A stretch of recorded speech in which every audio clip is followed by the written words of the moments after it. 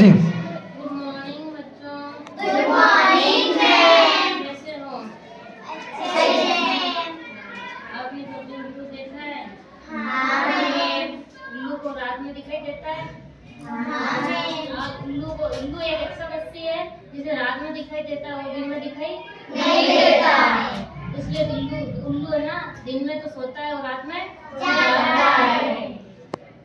और ये जंगल में बहुत सारे पक्षी रहते थे। उनके बीच एक उल्लू भी रहता था। एक जंगल में बहुत सारे पक्षी रहते थे, उनके बीच एक उल्लू रहता था और रात को जागता रहता था। एक तोते ने उसे आवाज दी। उल्लू रात में तो जागता रहता था और दिन में पूरे दिन सोता रहता था। एक दिन एक तोता आया और उल्लू को आवाज दी, उल्लू भैया अब तो उठ जाओ, सारा जंगल जाग रहा है और तुम सो रहे हो। ओ, उल्लू ने तोते की बात का कोई जवाब नहीं दिया और उसकी सोने की प्रक्रिया जारी रही।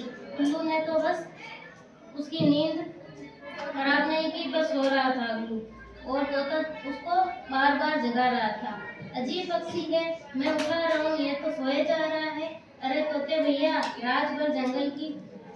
तो उल्लू ने कहा, अरे तोते भैया अब तो सोने दो, रात भर मैं तो जंगल की रक्षा करता हूँ और दिन में सोता हूँ। तुम तो उल्लू ने कहा कि तुम क्या रक्षा करते हो, पूरी रात तो हम लोगों की नींद खराब करते हो, रात भर इधर उधर घूमते और शोर मचाते हो तो हमारी नींद खराब होती है। तो तो रात भर जागते रहते हो, जंगल का चक्कर निकालते हो, अब आओ मुझे सोने दो।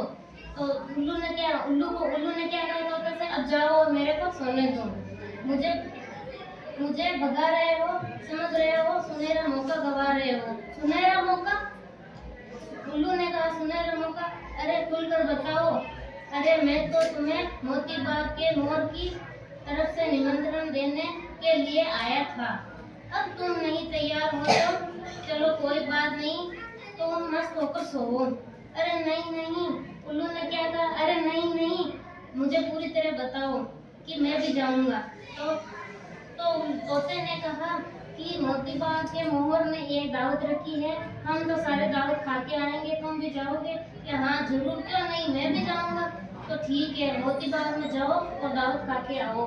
तो उल्लू भी दावत खाने कौन नहीं जाता? उल्लू ने भी कहा मैं भी जाऊंगा दावत खाने। तो उल्लू दावत खाने के लिए गया। तो उल्लू को तो क्या है, रात में दिखाई देता, दिन में दिखाई नहीं देता। तो उल्लू उड़ा और पैर उल्लू को दिखाई नहीं दिया। तो उल्लू जाके क्या हुआ कि पैर से टकराया, तो उल्लू को दिखाई नहीं दिया, नीचे गिर गया। तो उल्लू ने कहा कि हे भगवान, ये पैर बीच में कहां से आ गया?